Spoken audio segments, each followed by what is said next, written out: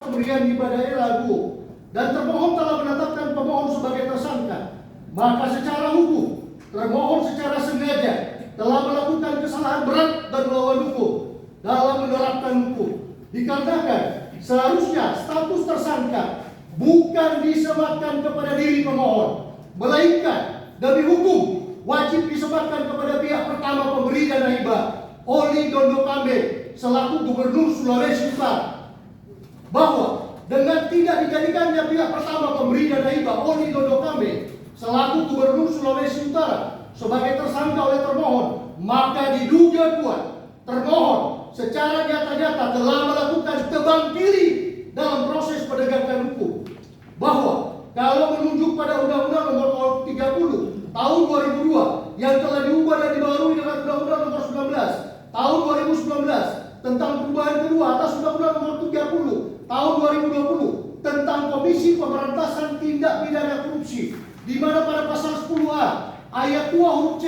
yang dikutip sesuai teks saksi sebagai berikut. Penanganan tindak pidana korupsi ditujukan untuk melindungi pelaku tindak pidana korupsi yang sesungguhnya. Karenanya, dengan tidak ditetapkannya pihak pertama pemberi dana hibah, Oli Dondo Kambe sebagai selaku Gubernur Sulawesi Utara sebagai tersangka, justru memantik berbagai pertanyaan kritis di kalangan para praktisi hukum, para dosen fakultas hukum, para mahasiswa dan masyarakat Sulawesi Utara sedunia,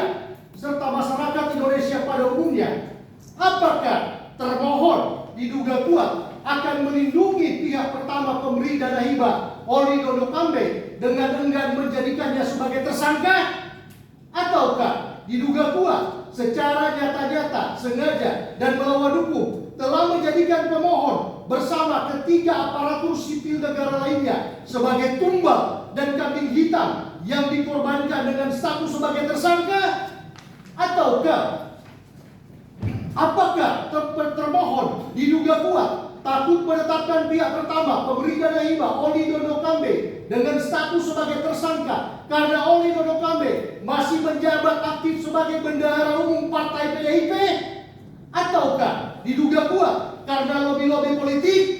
Kami kuasa hukum pemohon hanya menduga kuat saja, karena hal itu hanya Tuhan yang tahu. Berikut hanya termohon yang tahu. Berikut pula selanjutnya hanya pihak pertama pemberi dana hibah, Oli Dondo Kambe, yang tahu. Tetapi yang pasti, dengan termohon secara nyata-nyata tidak menjadikan pihak pertama pemberi dana hibah, Oli Dondo Kambe, sebagai tersangka, maka membuat dunia hukum dan keadilan berduka. Berikut pula kepercayaan publik sangat meragukan kinerja penegakan hukum yang dilakukan termohon, bahwa seharusnya termohon berkiblat penuh kepada Komisi Pemberantasan Korupsi Republik Indonesia yang secara berani telah menetapkan Hasto Kristianto, Sekjen Partai PDIP, sebagai tersangka dugaan tindak pidana korupsi. Kalaupun termohon diduga kuat tidak bergeming dan tidak berani menetapkan pihak pertama pemberi dana hibah, Oli Dondo Kambe, sebagai tersangka, maka marilah sama-sama kita melakukan introspeksi diri dan percikan perenungan dalam memaknai adagium yang telah berkembang luas dalam masyarakat Indonesia, bahwasanya apakah benar hukum itu tumpul ke atas tetapi hanya tajam ke bawah?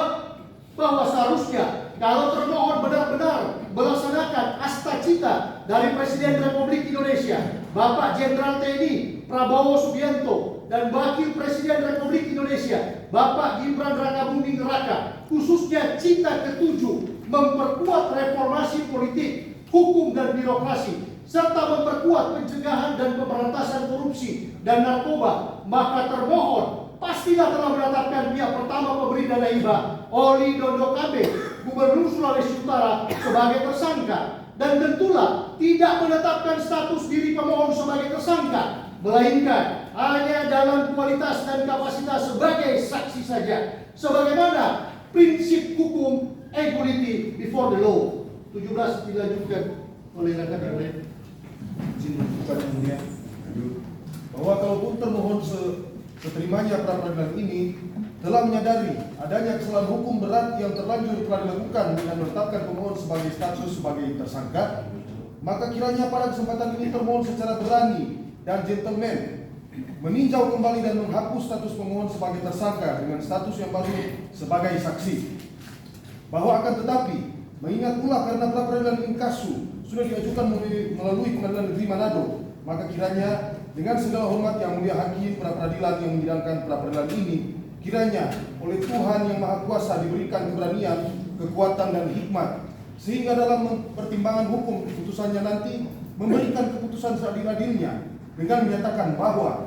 penetapan tersangka yang dilakukan termohon terhadap diri pemohon adalah melawan hukum, cacat hukum, tidak sah, tidak mengikat, tidak berkekuatan hukum, dan batal demi hukum dengan segala akibatnya. Berikut surat perintah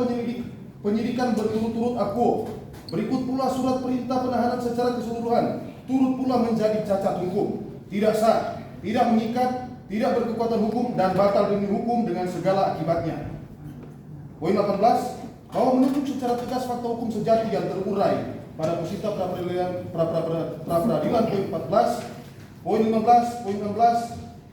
dan poin 17 tersebut di atas. Maka adapun alat bukti sah keterangan saksi sebagaimana pasal 184 ayat 1 huruf A KUHP adalah menunjuk secara tegas kepada naskah perjanjian hibah daerah nomor 2 001 garing NPHD garis datar Ormas garing Kesra garing angka 1 garis datar 2022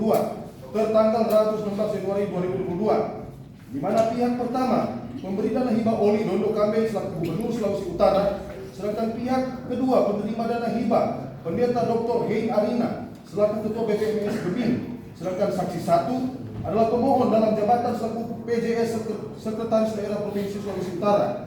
dan saksi 2 adalah Pendeta Effort AA Tangil STH MPDK dalam jabatan selaku Sekretaris Umum BPMS Gebing, bahwa tidak ada satupun saksi yang menerangkan peran langsung maupun tidak langsung dari pemohon yang berhubungan dengan melakukan transfer dana hibah, menentukan dana hibah, mengatur dana hibah, serta mengutak-atik dana hibah, dan atau pemohon sama sekali tidak pernah melakukan perbuatan melawan hukum dengan memperkaya diri sendiri atau orang lain atau korporasi yang dapat merugikan keuangan negara dengan menyalahgunakan kewenangan, kesempatan, atau sarana yang ada pada karena jabatan atau kedudukan atau sarana yang ada padanya yang dapat merugikan keuangan negara. Dikarenakan pemohon bukanlah sebagai pihak pertama pemberi dana hibah maupun pemohon bukan sebagai pihak kedua penerima dana hibah, dalam arti kata setegas-tegasnya, naskah pemberian dana hibah daerah akuo secara hukum hanya khusus mengikat oleh dan antara pihak pertama pemberi dana hibah Oli Dondo Kambe selaku Gubernur Sulawesi Utara dengan pihak kedua penerima dana hibah Pendeta Dr. Hein Arina selaku Ketua BPMS Gebing, bahwa adapun alat bukti sah keterangan ahli sebagaimana pasal 184 ayat 1 huruf B KUHP adalah secara tegas menunjuk kepada ahli hukum pidana yang memberikan keterangan termohon dan atau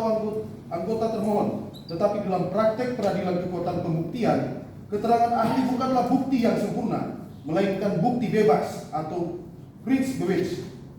Hakim tidak terikat dan tidak wajib tunduk pada apa yang dikemukakan ahli dalam keterangannya. Dalam praktek terdapat beberapa masalah yang berkaitan dengan peranan ahli hukum pidana. Di antaranya tidak objektifnya para ahli hukum pidana dalam memberikan keterangannya, karena keterangan yang diberikan cenderung menguntungkan siapa yang menghadirkannya. Tetapi